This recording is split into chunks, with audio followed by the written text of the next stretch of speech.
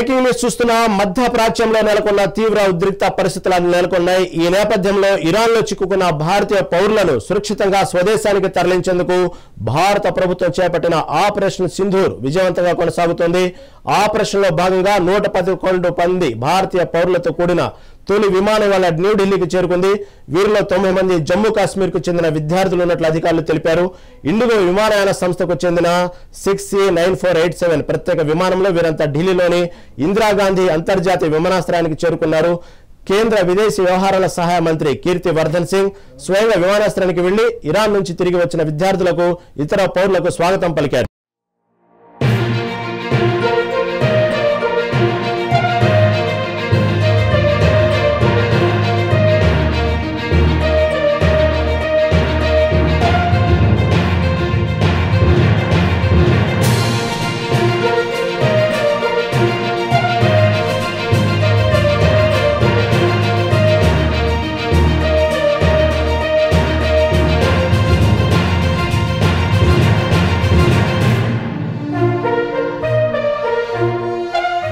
మధ్యప్రాచ్యంలో నెలకొన్న తీవ్ర ఉద్రిక్త పరిస్థితులు నెలకొన్నాయి.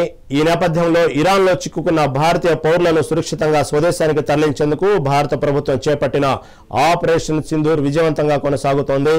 ఆపరేషన్లో భాగంగా 110 మంది భారతీయ పౌరులతో కూడిన తొలి విమానం ఇవాళ న్యూఢిల్లీకి చేరుకుంది. వీరిలో 90 మంది జమ్మూ కాశ్మీర్ కు చెందిన విద్యార్థులు ఉన్నట్లు అధికారులు తెలిపారు. ఇండిగో విమానయాన సంస్థకు చెందిన 6C9487 ప్రత్యేక విమానంలో వీరంతా ఢిల్లీలోని ఇందిరాగాంధీ అంతర్జాతీయ విమానాశ్రయానికి చేరుకున్నారు.